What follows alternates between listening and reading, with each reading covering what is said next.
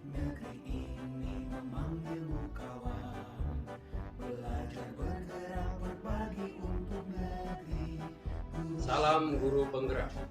Kami calon guru penggerak Angkatan 7 Kabupaten Indramayu akan mempraktekkan modul 2.3 demonstrasi kontekstual coaching supervisi akademik dengan fasilitator Ibu Amala Sunarti dan juga mengajar praktek Bapak Haji Samsuni.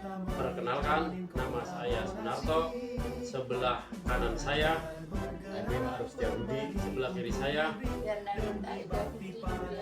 Kami akan mempraktekkan coaching supervisi akademik.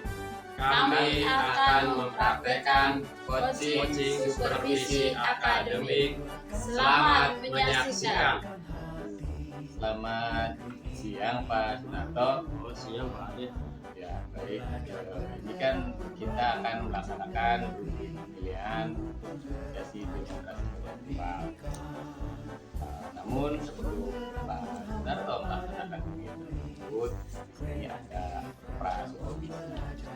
Kebetulan saya sebagai pengamat nanti ada 4 pertanyaan yang ingin saya sampaikan kepada Pak Sunarto ya. Yang pertama itu kan mendiskusikan rubrik penilaian penerapan C. Bagaimana? Yang saya akan terapkan terkait dengan coaching ya Pak Adit, yaitu dari percakapan kita.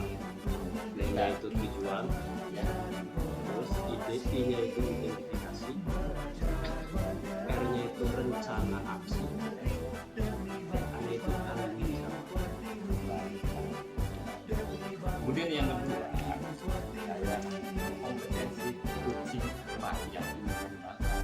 Saya mau 3 potensi yang akan saya kembangkan, yaitu yang pertama kehadiran penuh atau presentance. Yang kedua yaitu mendengarkan aktif. Yang ketiga yaitu mengajukan pertanyaan berbobot. Pak Sunarto. Lanjut kita ke pertanyaan ketiga. Bagian kompetensi mana yang secara spesifik nih menurut Pak Sunarto yang ingin diobservasi? Ya, yang saya akan kembangkan yaitu terkait dengan mengajukan pertanyaan berbobot pada coaching. Ya, terkait hal tersebut, karena mengajukan pertanyaan berbobot pada coaching itu bisa menggali permasalahan yang ada pada coaching sehingga dapat terselesaikan. Baik. Yang terakhir Pak Sunarto,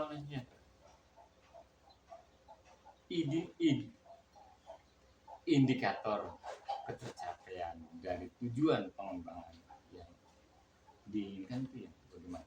Seperti apa? Kalau indikatornya itu saya dengan coaching itu saya sebagai coach ya.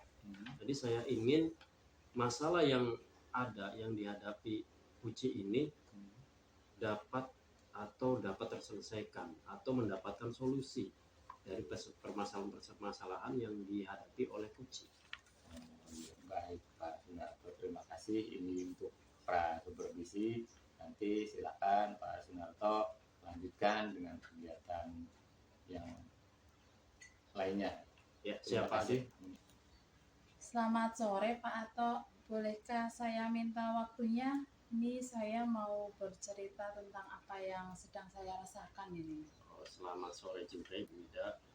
Baik Bu, apa yang akan Ibu Ida ceritakan? Begini Pak Ato, akhir-akhir ini murid saya yang ada di kelas saya mengajar itu seperti kurang antusias seperti itu loh.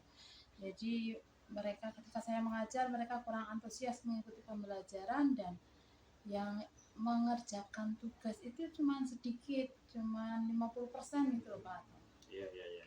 Jadi menurut Ibu Ida, apa yang Ibu harapkan dari kegiatan kita hari ini Bu? Jadi yang saya harapkan itu saya bisa mendapatkan solusi dari permasalahan saya ini, yaitu tentang antusiasme anak-anak didik saya di kelas Pak. Ya, menurut Ibu Ida, hal apa yang menurut Ibu Ida yang membuat murid-murid kurang antusias dalam pembelajaran bersama Ibu? Eh, kalau saya rasa mungkin pembelajaran saya itu terlalu monoton. Jadi saya terlalu dominan gitu di dalam kelas tuh. Saya banyak mengambil peran, mengambil bagian, terlalu banyak bercerita dengan model ceramah. Jadi kurang melibatkan siswa-siswa saya aktif dalam pembelajaran, Pak. Oh, begitu ya Ibu Ida. Terus kira-kira apa yang dapat membuat murid Ibu Ida ini antusias dalam pembelajaran yang Ibu lakukan? Menurut saya mereka ini butuh suasana pembelajaran yang menyenangkan ya, mengasihkan, menyenangkan dan tidak monoton. Ya yang seru gitulah Pak untuk anak-anak. Wah, saya sependapat dengan Ibu Ida ya. Lalu menurut pendapat Ibu Ida, apa saja yang bisa membuat murid-murid asik, tidak bosan saat pembelajaran? Mungkin saya akan meminta anak-anak saya ini lebih aktif dalam pembelajaran, Pak. Jadi mereka saya ikut sertakan dalam semua kegiatan pembelajaran. Kemudian mungkin ketika saya lihat mereka mulai kecapean atau merasa bosan, itu saya bisa melakukan semacam ice breaking gitu, Pak. Ya, semacam game-game kecil lah di tengah pembelajaran seperti itu. Mungkin seperti itu, Pak, rencana saya. Lalu Bu, mengenai tugasnya Bu, tugas yang Ibu berikan kepada murid-murid Ibu, penyebabnya apa ya sehingga kurang antusias dalam pengumpulannya Bu? Kalau saya pikir itu sepertinya tugas yang saya berikan terlalu banyak, Pak. Mungkin yang saya berikan itu terlalu banyak dengan sumber belajar yang terbatas. Jadi saya memberikan sumber belajarnya itu hanya dari buku teks saja gitu. Kalau boleh tahu, Ibu menggunakan sumber belajar apa ya di kelas? Itu tadi Pak yang saya sebutkan tadi, hanya pakai buku teks yang dari perpustakaan saja. Dari buku teks aja ya Bu? Iya. Nah, adakah sumber belajar lain selain buku teks menurut Ibu? Sebenarnya banyak ya Pak ya, kan sekarang ini zaman digitalisasi ya Pak. Itu kita sebenarnya bisa memanfaatkan kayak video dari YouTube, terus blog-blog yang ada di internet, karya-karya ilmiah, bahkan semacam sosial media juga kayaknya bisa ya Pak ya. Bisa. Kayak apa itu Pak? TikTok. Ya itu TikTok, terus sama Instagram, semacam itu sebenarnya bisa ya. Iya, bisa itu Bu. Nah, betul sekali Bu. Saya yakin Ibu Ida bisa menggunakan berbagai macam sumber belajar. Pasti akan membuat murid-murid Ibu antusias dalam pembelajaran.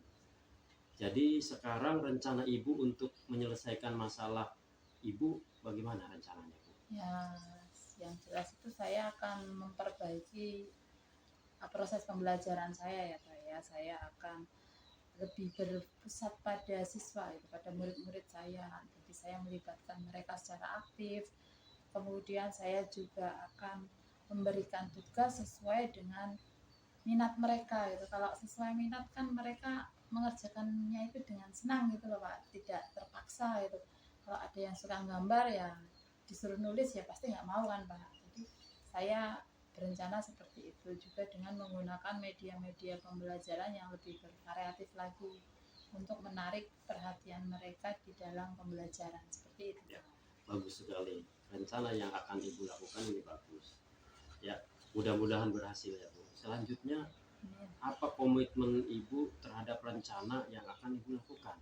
Oke, kalau komitmen saya ya yang jelas saya ingin memberikan pembelajaran yang menyenangkan, yang mengasihkan untuk anak-anak dengan mengeksplor sumber belajar ya agar anak-anak ini dalam menjalankan belajar itu merasa lebih merdeka gitu, tidak terbebani dengan metode yang membosankan atau kuno gitu loh Pak. Jadi saya ingin menjadikan anak-anak saya ini lebih mengeksplor kemampuan mereka seperti itu. Jadi tidak ada unsur paksaan di dalam belajar sehingga hasilnya mungkin akan lebih baik lagi seperti itu Pak. Ya, wah, bagus sekali Bu. saya sangat mendukung. Mudah-mudahan semua berjalan dengan lancar dan sesuai harapan yang Ibu lakukan. Oke, amin. Terima kasih Pak atas waktu sharingnya ini. Saya sudah lega ini sekarang sudah dapat solusi dari permasalahan yang sudah saya hadapi ini. Iya Bu, sama-sama Bu. Bukan kegiatan kucing. Ya. Nah, setelah tadi saya sudah melakukan pengamatan dari proses kucing Pak Sunarto tadi dengan Ibu Ida, alhamdulillah berjalan dengan lancar. Nah, namun ada beberapa pertanyaan nih yang ingin saya sampaikan ke Pak Sunarto. Ya, silakan Pak Ade. Indikator ketercapaian yang ingin dikembangkan itu apa? Oh, dari refleksi yang telah saya lakukan ya Pak Ade ya. Jadi indikator yang saya kemukakan dari awal tadi yaitu model Tirta ya Pak Ade. Ya, alur cerita ya, Alur Tirta ya. Yang pertama yaitu saya sudah menggali tujuan. Iya. Yang kedua saya sudah mengidentifikasi masalah. Yang ketiga yaitu saya ada rencana aksi. Dan yang keempat yaitu tanggung jawab. Ya. Ya semua alur itu sudah saya lakukan Pak Ade. Itu yang dapat saya refleksikan. Iya, baik. Luar biasa sekali Pak Sunarto ya. Kalau boleh saya memberikan penilaian kepada Pak Sunarto ini ya. Nah, itu dari angka 1 sampai 10, Pak Sunarto sudah di angka 9,9, Ya. sempurna lah. Terima kasih Pak Ade. Sangat bagus sekali. Saya apresiasi Pak Sunarto. Sesuai catatan saya, Pak Sunarto sudah sesuai alur Tirta ya.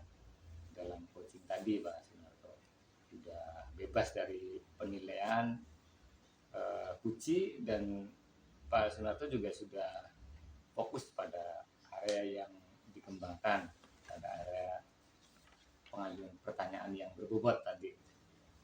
Terima kasih.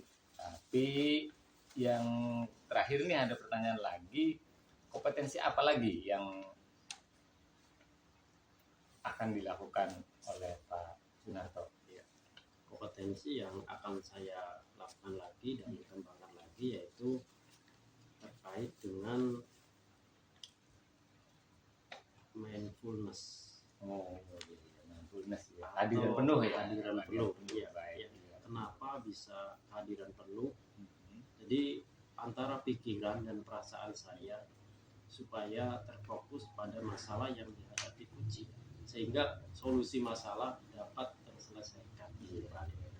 Pokoknya semuanya hadir penuh, pikiran, perasaan dan perbuatan itu Ya, hadir penuh. betul betul betul. Baik, terima kasih Pak Sunarto. Terima kasih saya telah memberikan pengamatan pada aksi kucing tadi Pak Sunarto dengan Ibu Ida. Terima kasih banyak. Ya, terima kasih. Itu saja yang dapat saya sampaikan. Ya, terima kasih Pak Ade.